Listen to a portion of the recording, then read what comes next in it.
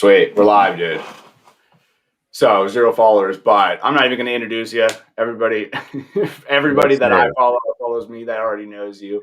Let's just get right into it. Talking supply chain. Want to hear from the horse's mouth. What's your take on it? On supply chain. Yes. By the way, sometimes you won't know how many people are watching, even though it kind of tells you 1, 2, 5, 12. If anything, you'll just see if comments come in. You know how to, but that's just how it's sometimes. Yesterday we had 75 comments and it only showed like whatever. So supply chain for the stuff that you do. And again, you tell me, what is it supposed to be called? Let's start with that. I talk about logistics, and then I've had people like, well, we'd like it be called, what is that all about? Sounds like me when I was first starting out. I mean, let's face it, logistics, transportation, operations, supply chain, it's all tied together, right? So, I mean, you call it what you want it. I mean, I think that more or less, I guess in my head, when I think of, I just don't want to be pigeonholed as in when you obviously know freight, right? Everybody thinks when they hear freight, they're like, oh, this guy's just looking for a shipment. So it's like, I think that's where it gets kind of misinterpreted. So people use supply chain consultant, but what's the most professional title right now in your industry? No, I'm serious. I want to know, what is it? It would probably be like consultant. What, logistics consultant? Yeah, supply chain consultant, logistics consultant. Okay. And I get that. I mean, how do you get it across? The fastest way you can get it across, I mean, and again, there's very few people that are looking to take a consultative approach. I mean, we'll get into that, but I'm sure you get tons of, DMs that are like, let me get a shipment, I can be cheaper. But the fastest way to get across that, hey, listen, I'm not looking to be a cheap rate. I'm not looking to be added to a carrier list. Again, this is just off the cuff. If I'm in your industry and I'm trying to sign up myself, right? That's what it is. It's just it's another sale. But the reality is I'm trying to become your operations manager. Correct. That's how I'd be looking at it. I would be your operations manager, that you don't have to deal with payroll, you don't have to deal with health benefits, and you don't have to deal with all the other things that come with hiring somebody and having them work in-house, right? You would have to expand on that, because somebody would say, well, what do you mean? Well, I can handle every single inbound and outbound shipment for you and tell you how much it's going to cost, why it's costing that much, and over a breadth of time, give you all of your cost-saving measures. That would be done by somebody in operations, right? Or you could even tie it into, so you're spot on. And, doing this over 8 years, it's funny is because a lot of times you get into companies that do have operations managers, right? And sometimes you get across, it's like, oh, my job's going to be taken away. So that's a really fine line to handle. But any sophisticated supply chain manager, even when you start going into like larger companies, they utilize a 3PL for other things, right? To take care of, the granular in the weeds stuff, so they can actually do things that are going to truly impact the company, right? Where it's like, hey, I have accounts that, I have VPs of supply chain that are like, hey, listen, Mike, we want to see these metrics. We want to automate this process so my team and me don't have to essentially do it, right? But then it's like, you could take it even a step further. It just depends on what company you work for and what you can offer. But essentially, if you get to a company, and I'm not even going to plug, people know what I talk about, but where they can actually be not only operations, but they can provide you obviously with tech. They can provide you with, from a financial standpoint, right? Freight, bill pay, and audit, actually give you business intelligence, analytics, to where it's like, that's more of a CFO finance type of person, I would say. And which ties into emerging brands, right? You said it. It's like, that's overhead. That's a cost. Your best customers, in my opinion, are those that are willing to accept the fact that they don't want their in-house person, which also holds an operations title, to be calling and managing freight, because that's what it is, both inbound and outbound, all day long. Because you could do that, and the thing is, there are probably many companies that do that literally have the person calling 5 different freight brokers. Again, sorry, it is what it is, right? Sorry, guys, gals, I'm sorry.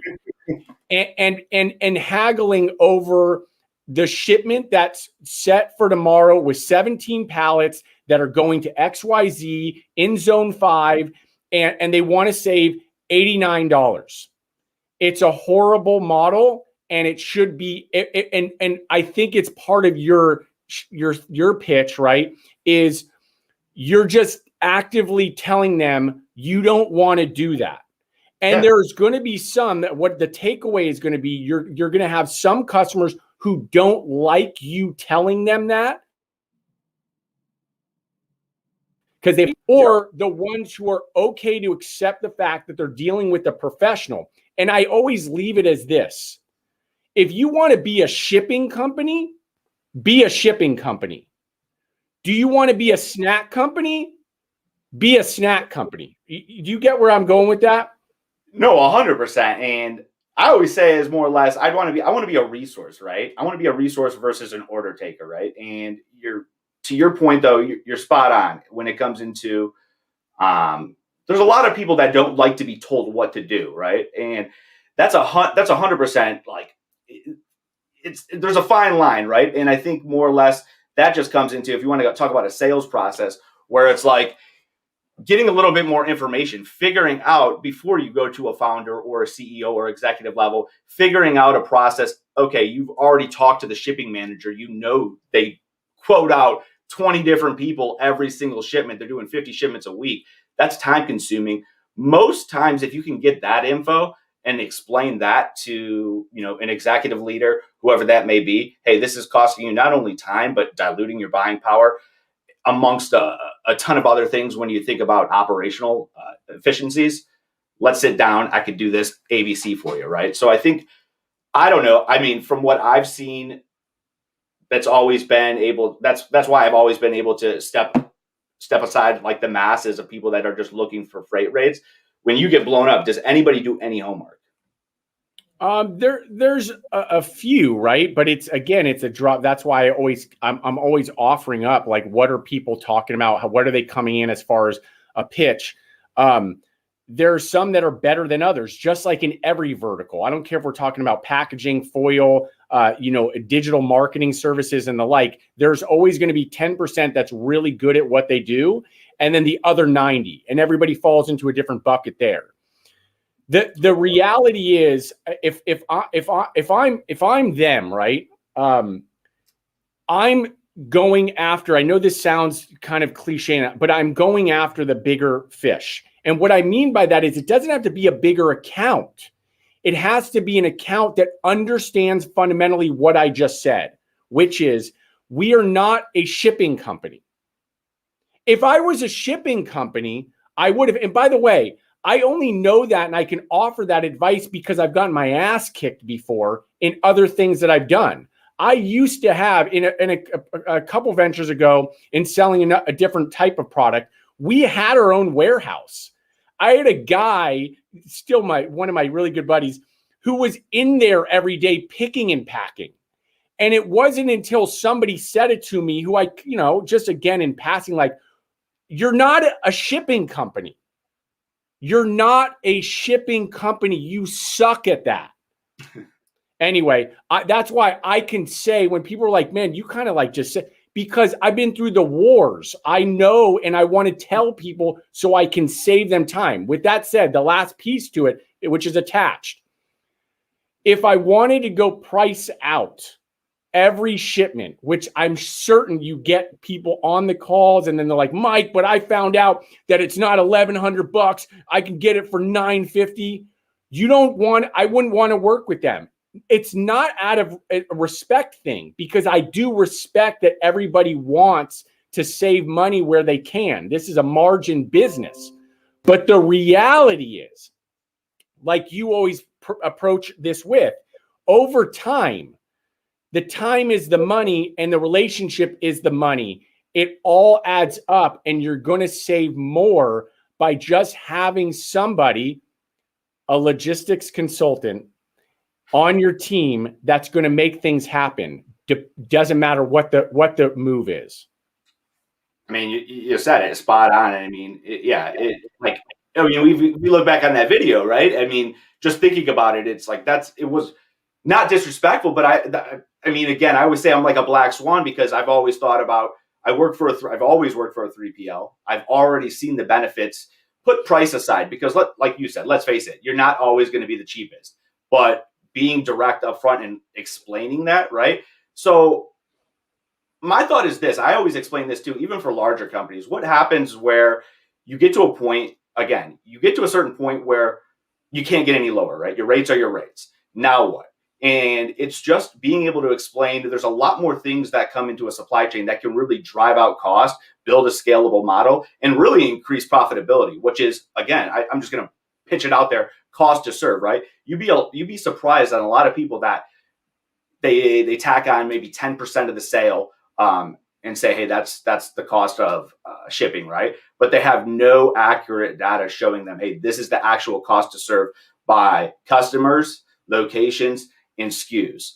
Now, being able to dial into that takes a lot of time, right? But that's, again, not everybody can do it, but a lot of 3PLs can. They just choose not to. So that's where I say is it's more so the rep needs to step outside the box, right? And start thinking bigger picture and figuring out, because let's face it, I want to make money too. Everybody needs to be profitable, I believe, in a relationship, in a partnership. So it's like, instead of going out and I'm not going to make money beating up carriers and driving my rates down.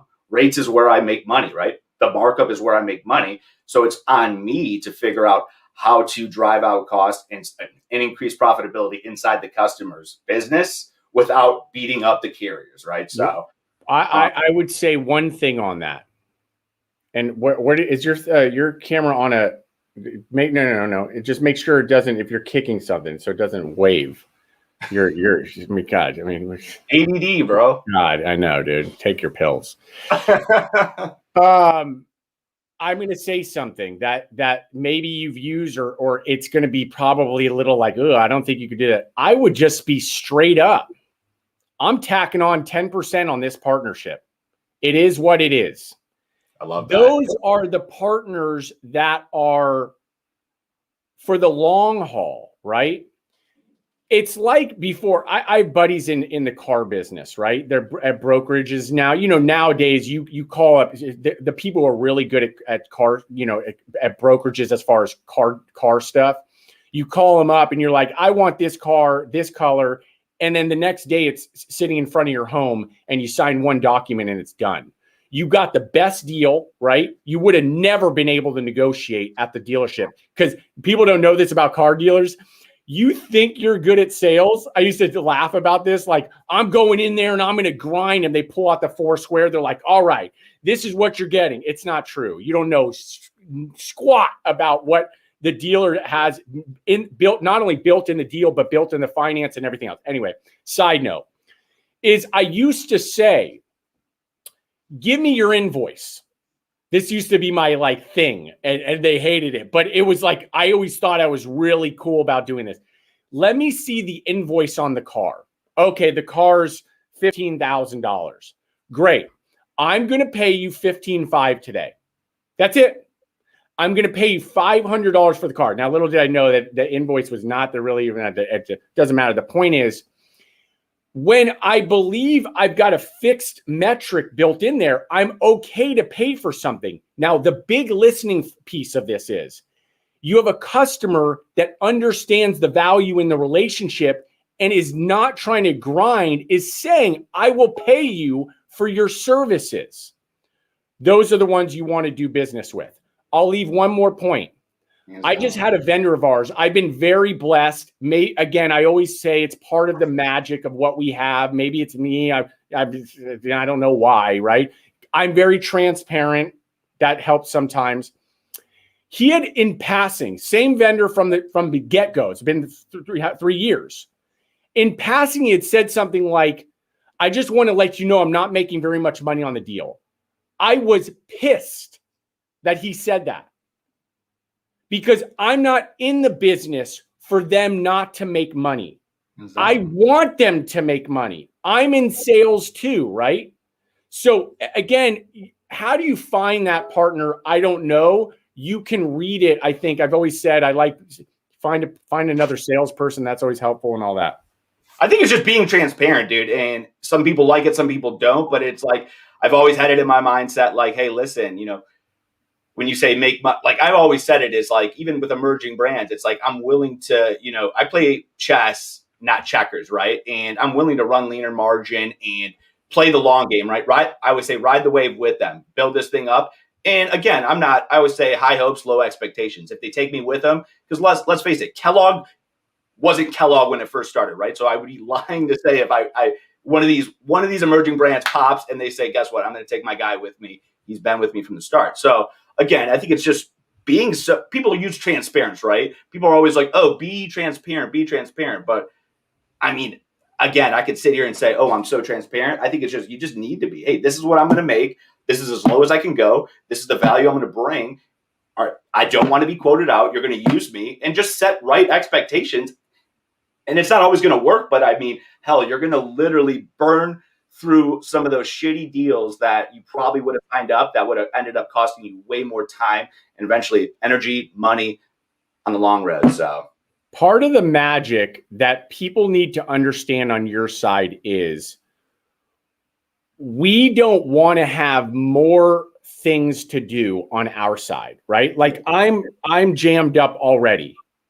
And it stresses me more knowing that we are growing, right? And that potentially we have to add this or that to the puzzle to continue to trend upwards and not have any hiccups. Why would I ever, this is who you want to find though, people who, they might not physically say this, but you get it when you have conversations with, why would I ever want to create more obstacles with myself or for my team? I wouldn't. I need to find one partner. It could be Midwest. When I see that, by the way, I can't wait to physically see you, dude. Midwest. I don't even, what the is, anyway. You love me, dude. You're if I grow 20 years ago, dude, you would have, if you saw me out, dude, it would have been hilarious. It is, we don't want to, you get where I'm going with that. I want a partner in every arena, and we could be talking logistics, which is one. And then, like I say, we have corrugated boxes. I have one partner. Do you know how, and I just had a conversation with somebody who follows me, and it's like, it totally super engaged with me. And he's a great guy who wants our business. But when I can say it, when they can hear me, when I say it, they know like, okay, I don't know if I'm going to get that. But I do always open up something like, hey, but you know what? Maybe when we're going to get in club, there's these trays, it's different corrugated and stuff like that. Maybe I'll open that up for you because there's an opportunity there because we're not doing it. You just want to look for people who are true on partnerships. That I'll leave it with, if your conversations start on price, that's a really bad first date. I think you talk about it often, even though I can't even imagine what you try with I can't even imagine your pickup lines. It must be unbelievable, dude. I'm too old for that now. But you get what I mean. It's a bad first date, right? That's not going in the right direction. So anyway. No, I got you, dude. It's basically what you just said is, I mean, in a nutshell, not everybody wants one partner, right? And that's fine. And again, there's going to be tons of transactional brokers out there. I'm not going to change that world. But again, if people are looking to be, more of a consultant and bring, again, partner with one company, explain the value if if their company allows them to, or has the tools and gadgets to, bring to that table, focus on those companies. They're out there, right? There's tons of companies out there, especially in the emerging growth stage brands, again, in the CPG industry, where it's like, again, it's not, you only know what you know, and it's on us to explain why this is a better solution, right? Or if it's a better solution. It just all depends. So, cool, dude. I love it. I love being your partner until you give me the boot. Dude, I was nervous yesterday. You hear I got a ticket? I don't listen to any of those passing conversations, dude. You're lucky that on Friday, when I was literally, or Thursday, whenever it was, I'm passing his office and I'm hearing it, and I can hear you, and I'm just like, God. That's why we don't. I'm out of all that, dude. I hear nothing. So let's keep it that way. Keep it that way. Nothing's a good thing, dude. But brother, I appreciate you being on. And Mike, I just read Mike's thing. I'm definitely down for that.